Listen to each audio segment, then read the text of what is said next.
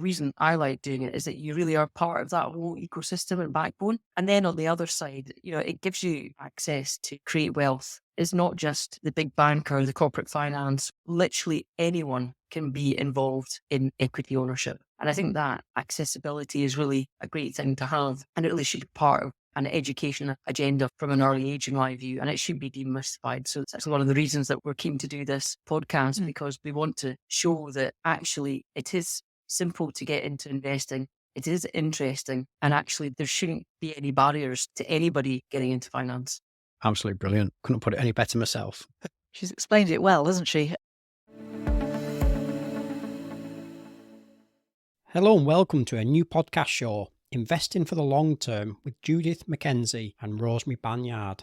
Judith is partner and head of Downing Fund Managers, and Rosemary is an award-winning fund manager who manages the VT Downing Unique Opportunities Fund. Now, this is the first episode of a 6-part series where each episode builds on the next and becomes part of a mini-series of an investor's journey. The final episode will be focused on where they are now, the day in the life of a fund manager at Downing. During this episode, Judith and Rosemary share how they got started in finance and some of their experiences as women in finance, both the good and the not so good. They share who their biggest influences were and why they pursued careers in finance. This was a real insight into two seasoned fund managers and what it was like for them in their early careers during the late 80s and early 90s. They finish off with an introduction to the capital markets and why they are important for the UK economy, and how Judith is actively working to help improve the investing landscape for both companies and investors alike.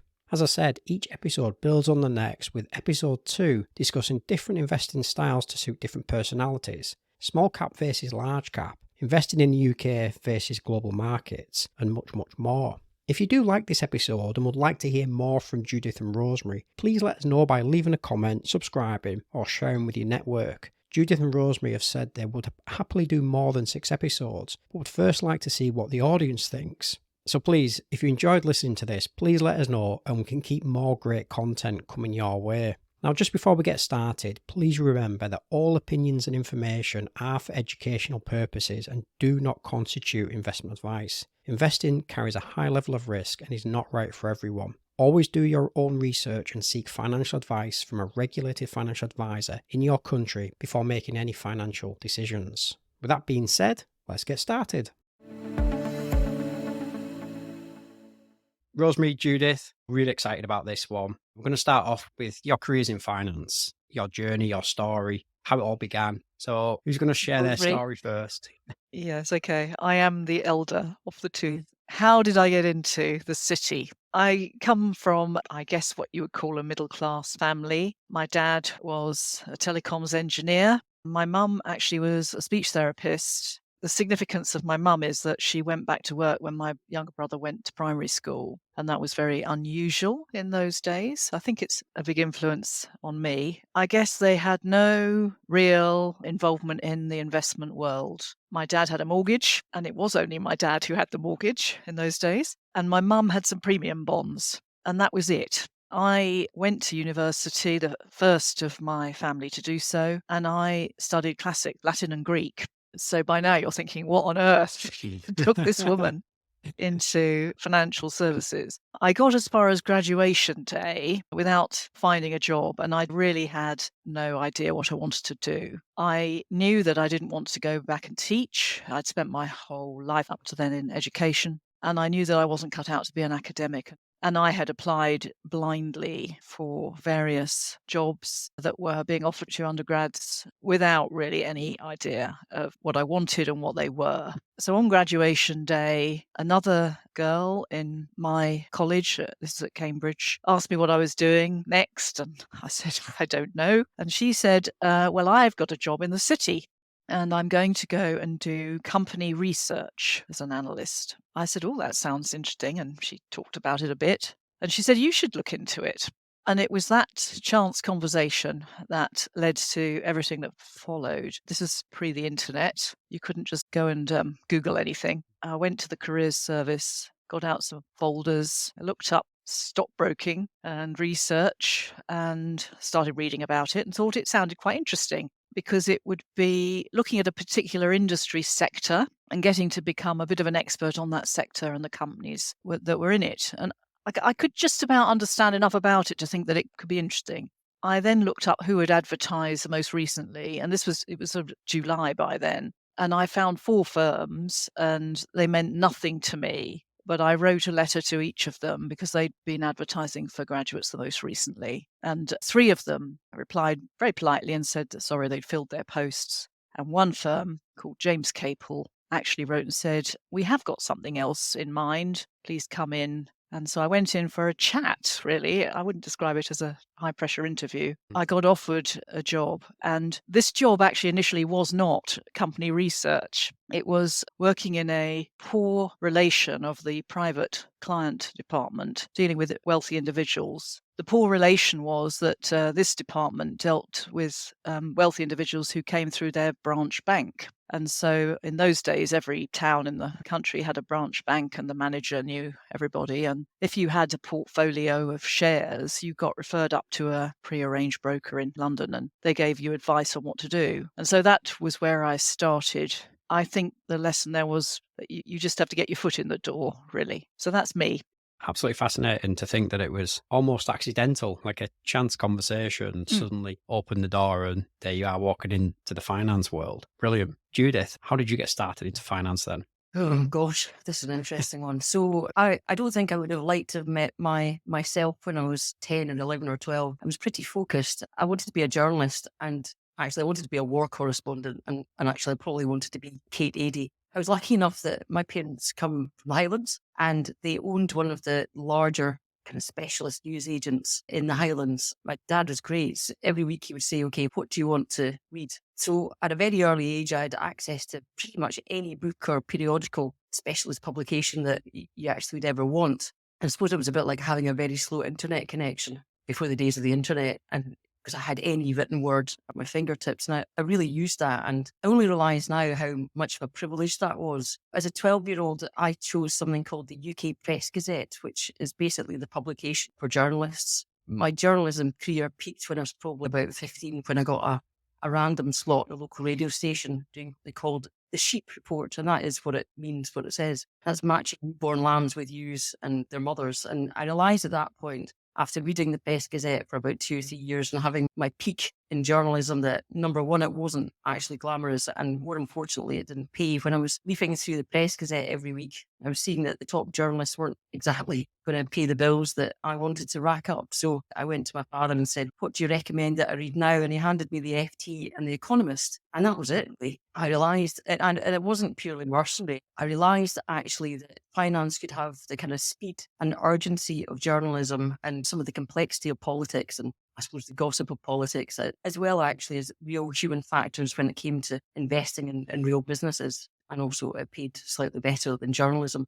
I really focused on that. And a bit like Rosemary, I probably read as much as I could. And I was quite annoying when it came to trying to get my foot in the door. I do remember writing to, I think it was 22 stockbroking firms to try and take a year out when I was in uni. And actually, I managed to get a position, and I got a position in a company called Allied Provincial. I don't know what age I would have been at that point, but I must have been about 19 or 20. And I worked for as a bag carrier for a gentleman called Jamie Matheson that Rosemary also knows, ironically, and this is going back obviously quite a few years ago. But I didn't realise actually how much he might end up shaping my career. He gave me the opportunity to take what was called my Regi Rep exam at that point, which meant that I could go into a stockbroking firm and give advice, which is a bit scary as a 19, 20-year-old. It meant that when I graduated, I was probably the only 21-year-old with a bit of industry experience, industry qualifications, and probably quite a good ability to blag my way into the city. I went off after writing, a bit like Rosemary did, to a number of firms. And I remember that first chat I had when I went in to see a stockbroking firm. They didn't have a position, but I managed to sell them the idea of a company called Clyde Blowers, which was a company that I'd worked with when I'd been on placement and done a little bit of M&A. Or in the background, I was literally just printing the documents. But I sold that company to the stockbroking firm, and they said, okay, come in as analyst. And that was it, really. A few years later, Jamie Matheson phoned me back up and said that he had a job as an understudy for him. And that was it. Brilliant. What era are we talking here? Are we talking early 80s? Are we talking mid 80s, late 80s, or Is that a question that I shouldn't ask? Two ladies? This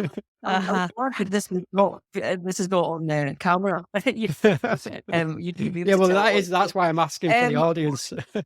So I suppose I started my career in the kind of mid-noughties, and that's actually got a lot to, when we come on to some of the other experiences, it was quite a defining time, as we know, in both the economy, but also people's behaviours. So yeah, I started, it must have been early 1990, 1992, thereabouts. Yeah. I'm half a generation older. For me, it was a defining year as well, because it was 1979. There are many things that happened in 1979. I think the Shah of Iran got toppled, for one. But of course, Margaret Thatcher became Prime Minister. And I didn't have really any knowledge of politics before that, or to some extent even immediately after that. But in the first few years when Margaret Thatcher was Prime Minister, two major things happened in the city. The first was that the government started to privatise businesses which had been previously owned by the state. Many familiar names, for example, British Telecom and British Gas. And the other thing that happened is what's nowadays called Big Bang, and people bandied that term around, but it was a major change in the market, which brought in lots of American firms. It fundamentally changed the city from being a bunch of partnerships where people had personal liability to being more of a sort of corporate place. And it moved from being sort of a gentleman's club in a way to being a bit more of a, corporate, slightly faster place. The other thing, it wasn't long before I started in the city that women had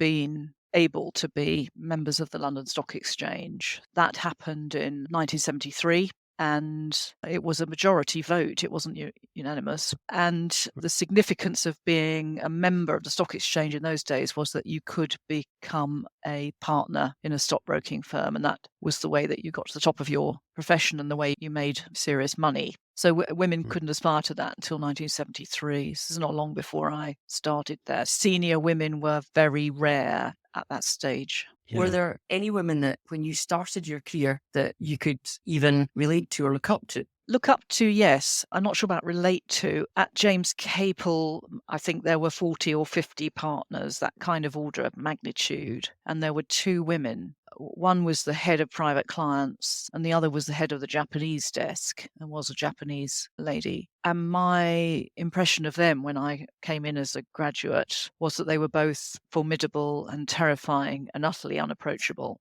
Yeah, actually, there's parallels there as well. In my placement that I took, the head of corporate finance is a lady called Elizabeth Kennedy, and I found her formidable. Not necessarily unapproachable, but just formidable. But she shouldn't have come across as formidable because exceptionally intelligent, a lawyer, obviously absolutely on her game. But I suspect perhaps women had to behave like that to get anywhere at that time, which is a bit of a shame. Has it changed now in the positions that you are? Is it better?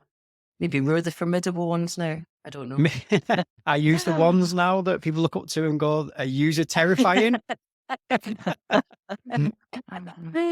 I think it's changed, but it's been very slow and it's still changing and it's got further to go. So one stat, which is very recent, is that I think only 12% of fund managers are women, or it may be 12% of funds have a woman managing either solo or with someone else. That's clearly a long way short of the percentage that graduate or percentage in many other professions. Things have moved pretty glacially. I've always felt actually that most of my experience, where there's been any sort of prejudice or preconceptions emerging, it's usually unconscious and not malicious. Even go back 10 years roughly, when I was at Schroders, I was joint head of a team and I was sat at our team desks one lunchtime. And a phone call came in for a younger male colleague. And I took the call because he was not there. And the caller sounded like another young man. And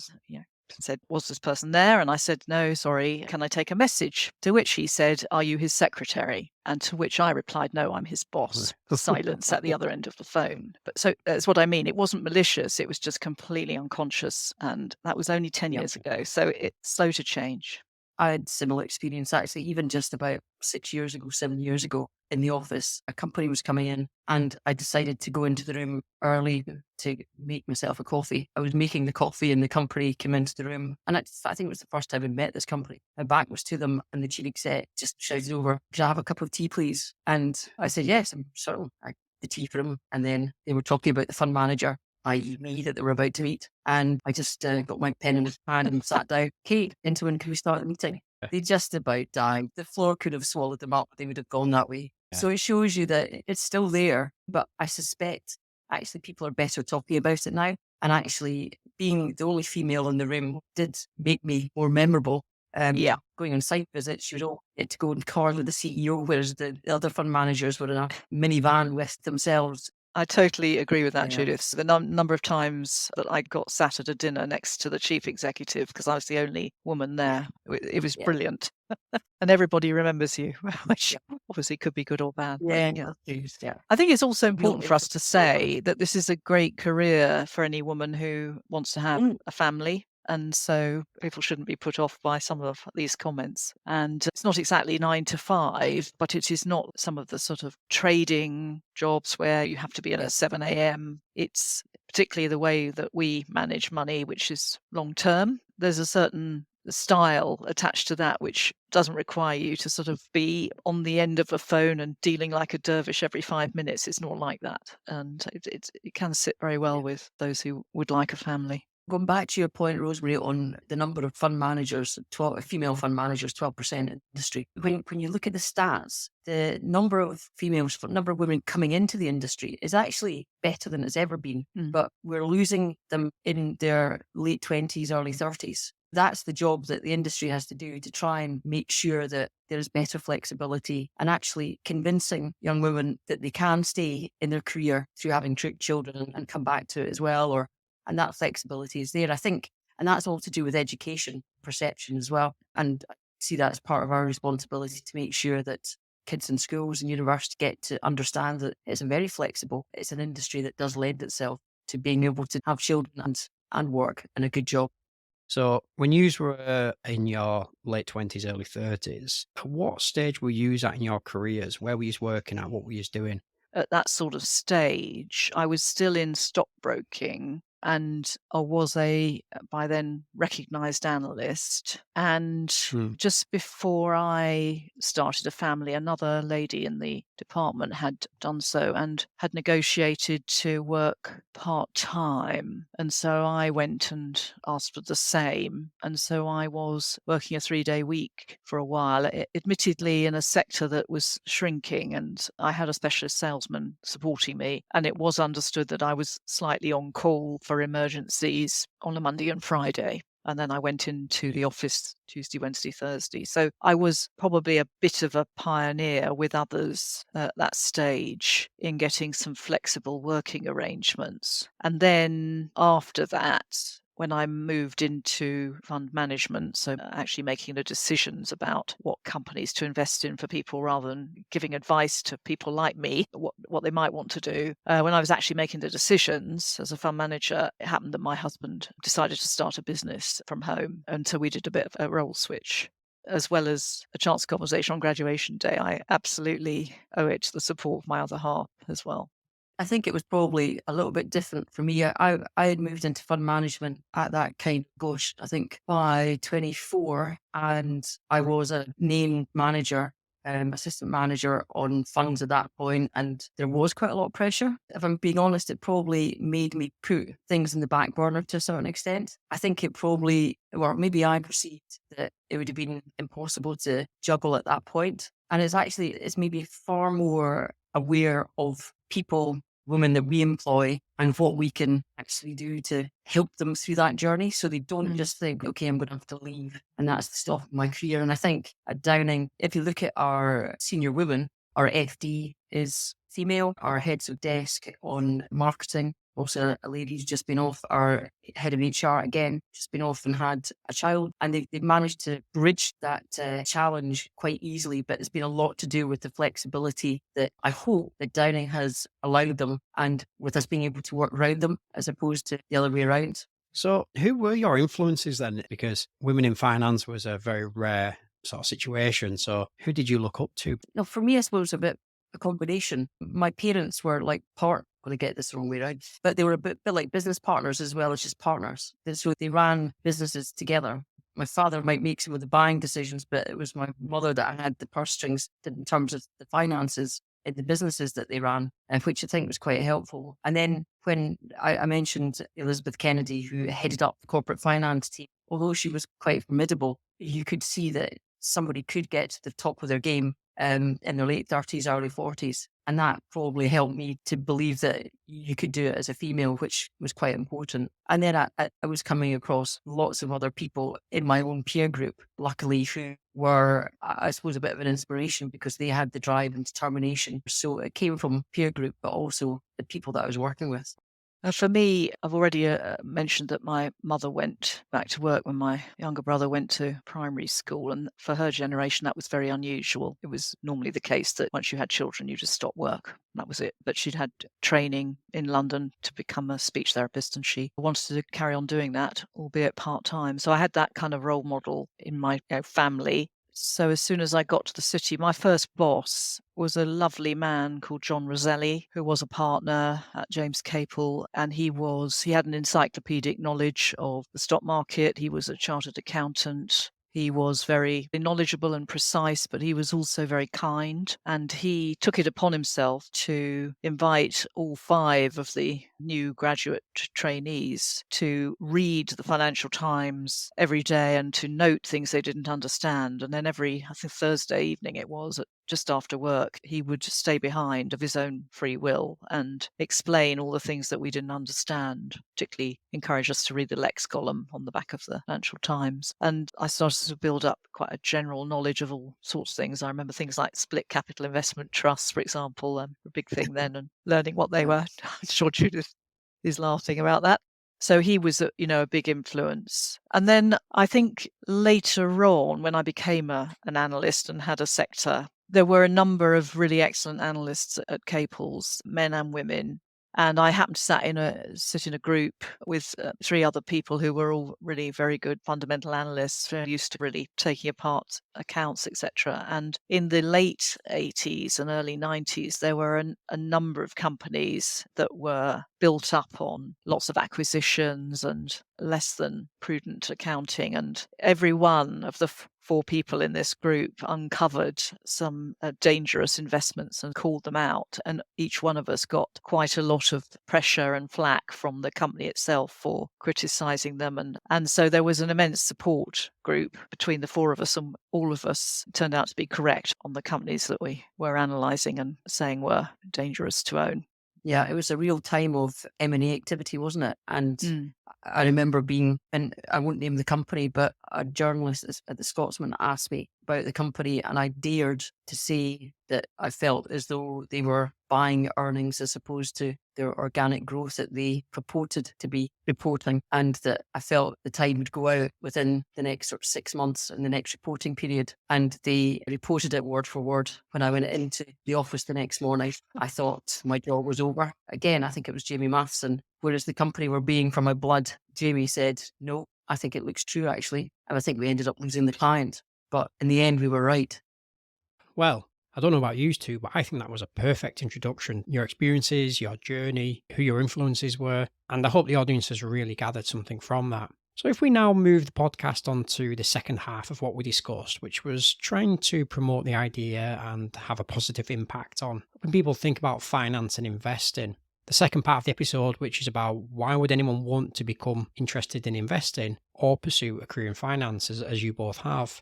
So what is the purpose of the capital markets, and why has it been such a passion for both of you for all these years? I think there's probably 2 parts of this, isn't it? There's the being an investor, and then actually the benefit to the underlying companies as well. And very simply, investing is part of the whole ecosystem that provides capital and resources to allow companies to grow and to employ people and provide economic freedom. I was just doing some analysis there, and I was looking at AIM companies, so the smaller end of the market, that are in the north of the UK, that northern powerhouse. And they employ over 48,000 people. and they generate 18.5 billion of revenue. And that's the little companies that you can go out and kick the tires on. They're making real things. They're producing software for games. And each one of those companies is employing somebody that goes home and pays a mortgage and has kids. It's the absolute backbone of our economy. And as an investor, for me, when I buy some shares in a company, I don't think about buying one share of it. I think about what my attitude would be if I was buying that whole company. So hopefully I take the responsibility of fund management and investing seriously, that we're just holding a share, we're just passing through custodians and ownership of these. That might sound like a bit of a philanthropic argument there, but it really is a lot to do.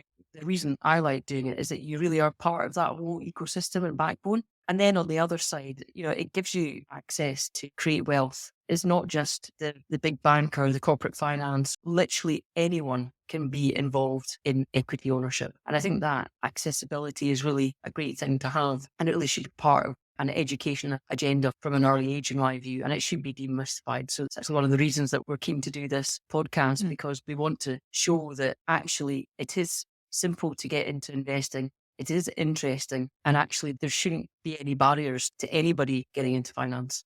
Absolutely brilliant. Couldn't put it any better myself. She's explained it well, hasn't she? When we talk about capital markets, Judith's just talked about basically the stock market, which is the market for companies that want to have their shares or some of their shares available for being invested in by other people, you and me. But there are also other capital markets. Even in this country, there's the government bond market, which we call gilts. And that's the means by which the government raises money. And we know it needs a lot of money, and the government bond market's very big. And then there are other markets, for example, what we call corporate bond markets. So that's how companies raise debt. And there are foreign exchange markets and other things as well. So there are lots of different capital markets. It's just that the one that we're involved in, we often call the equity market, is the stocks and shares. It's, as Judith well explained, it's owning a little piece of one or many businesses. And that's quite exciting, because if you don't know anything about this, you'll be aware of some of them, because there'll be high street names that happen to also be listed on the stock market, and you could own a piece of them if you wanted. So if you, for example, took Next, well-known retailer, or Doc Martens, if you want the iconic shoes, or Hotel Chocolat, those wonderful chocolates that you can buy. Other household names, maybe Iron Brew. You can invest in the company that makes and owns the brand and makes Iron Brew, called AG Bars. You can relate to quite a lot of these businesses, and you can actually own pieces of them if you wish. And when you wake up every morning, stuff happens. It could be good stuff, it can be bad stuff. We've had quite a lot of bad stuff in the last 2 or 3 years with COVID and the invasion of Ukraine, and companies have to deal with that. But you can also get good stuff happening and companies thriving and expanding and new products, etc. There's things changing every day. So it's absolutely fascinating. I think it's also worth noting that people invest because it gives them access to growth companies. And there's an index called the Newest Smaller Companies Index that's been going since 1955. And we might come on and talk about the art of compounding, which basically means leaving your money in the market and letting it multiply itself. But if you look at how that index has grown, the smallest companies in the UK with a value bias have grown by over 18% compound per annum over that period since 1955. And that's better than any other section of the market. So not only are you getting the fast moving kind of excitement of the underlying companies that you can get to go and visit, kick the tires off, meet management teams, you're also getting access to an area of the market that is one of the fastest growing over the long term. I suppose that's why we landed on the name of this podcast, because we really are long-term, or supporters of long-term investment, because you can get those kind of returns. We're not speculators. We're not betting on a company, a share price going up. We're doing it hopefully with as much information and diligence that you can put into your work, and then being able to get those returns. I think it's also worth saying from the company's perspective that not only do they gain access to money if they need it, and that's when they first come onto the market, but also afterwards if they wish to raise more money. And companies might want to raise money because they have a need to repay borrowings. They might want to raise money because they want to go and acquire something else, or expand, or build a factory, or whatever it is. So the market enables them to do that. But also, many of them also want to be on the market because it gives them a profile. If they've got a brand or they want credibility with their customers, being on the London stock market is prestigious and it helps to promote your business. Do you think the UK would benefit from a culture that cultivates that, promotes that, compared to the US, who really promotes the entrepreneurial spirit? They really promote the founder-led business. Do you think the UK could benefit from that type of culture mindset? Yeah, don't start me on this one. It's, I think, especially just now, sick of the press telling us how badly UK companies are valued and perceived worldwide. We've got some of the best market-leading companies in the world, and we're not standing up for them. So I actually think this year, the coming 24 months, going to be a real turning point. There needs to be a real turning point in people's attitude to the UK markets. Yeah, I feel quite passionate about this. I got involved with an outfit called the Quoted Companies Alliance, which is basically the lobby group for UK small and mid-cap companies. And I've sat on that board for, 6 years, and I was appointed chair last year. And you're saying exactly what we are pioneering at the moment, and really hopefully making whatever government's in power sit up and listen. Because if you look at the number of companies that have left the market since 2016, the number of IPOs, they're down 40%. That's not sustainable. It's got to change. So we're not at the moment providing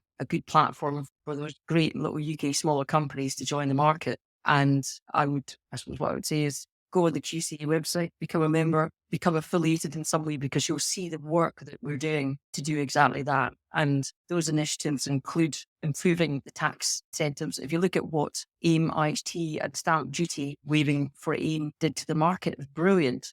But we need more of that. And we need it now. We don't need it in 5 years' time. The Mansion House speech, which was made about 2 months ago, said that pension funds needed to own UK companies in their portfolio. The ownership of UK companies by big banks and corporates in the UK has gone from 20% down to 4%. That means there's far fewer buyers of smaller companies. It's got to be a combination of all of these types of initiatives happening now and supported by whatever government's in power to make the ecosystem more healthy state that it used to be in. Well, I agree with absolutely everything Judith said. And going back to our earlier conversation, I think there needs to be more education going really back into school age to make people aware of the importance of investing in for the long term in companies. And there needs to be a better understanding in society, actually, that it's companies that generate the wealth of the nation, not just quoted companies, obviously a lot of small businesses as well. But the wealth of the nation is not generated by government spending. It just isn't. It facilitates things, but it's a safety net and all those good things. But I think there is a widespread lack of appreciation that this is the wealth of the nation. And so there's an education point, which is very fundamental. I would say that we've covered a very broad range of topics and subjects, and it's been brilliant. I've thoroughly enjoyed it. Before you go, what book are you currently reading? I'll go first then. This is a rather timely, it's a book that's written by the chief executive of the Quoted Companies Alliance, the organisation that just spoke about, James Ashton, who is also an ex-journalist. And the reason this is really relevant, probably today more than all days, and this is complete coincidence, it's a book that is on it tells the story about the chip producer ARM, which was actually started off in Cambridge, doesn't it, Rosemary? Yep, yeah, I did. And it listed on NASDAQ about an hour ago. So I don't know what the share price has done. It's a story of a very sort of successful company that had been on the London market and started off from nothing, literally. And all the way through of that, the entrepreneurs, the people, the politics, and also the politics, global politics of producing microchips, which is a bit like gold to a certain extent. It's a really good read. It's a bit like a thriller for international politics thrown in, economics thrown in, or entrepreneurship thrown in there as well. And it's quite an easy read. And as I say, very relevant because it's really tying into that whole theme that we just talked about, companies not coming to the London market and maybe the UK economy and constituents looking at their feet as opposed to looking at the success stories that we've got. So I'd certainly recommend that one. Rosemary? I'm reading a biography. It was by a chap called John Boles, and it was a biography that was given to my husband, and it's been sitting on the shelf, and I've been meaning to read it. And of course, Jefferson was a man of enormous influence in making the US what it is. So He was the third president. He was the principal author of the Declaration of Independence, heavily involved in the setting of the Constitution of the states, and a polymath who read very widely and had a great interest in gardening, which happens to be one of mine. And so I think reading is a great thing, and is an encouragement to me to keep on doing that. I've thoroughly enjoyed it. What about you two? If you've enjoyed the first episode of Investing for the Long Term? Let's see what the listeners say, and then So, if you have enjoyed the first episode, please let us know. These first few episodes are important and we would like to keep them going, but your feedback is important. Let us know. Do you want to hear more? We are going to dig deeper into Rosemary and Judith's investing philosophies and mindsets. And this was an introduction to them. This was who they are, their story, their journey. And we hope you've enjoyed this. Rosemary, Judith, thank you very much. Thank you. Thanks, Lee. Well, that's it for today. Thanks for listening. If you liked what you heard, please subscribe and leave us a comment. The more feedback we get, the more we can offer.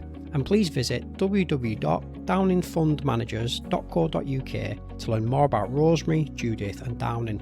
All the links are just below in the show notes, along with the book recommendations as well. In our next episode, we will be discussing different investing styles to suit different personalities, small cap versus large cap, investing at IPO, and of course much more. So please subscribe and leave us a comment, and we look forward to speaking to you in our next episode. Hope you have a great day, and bye for now.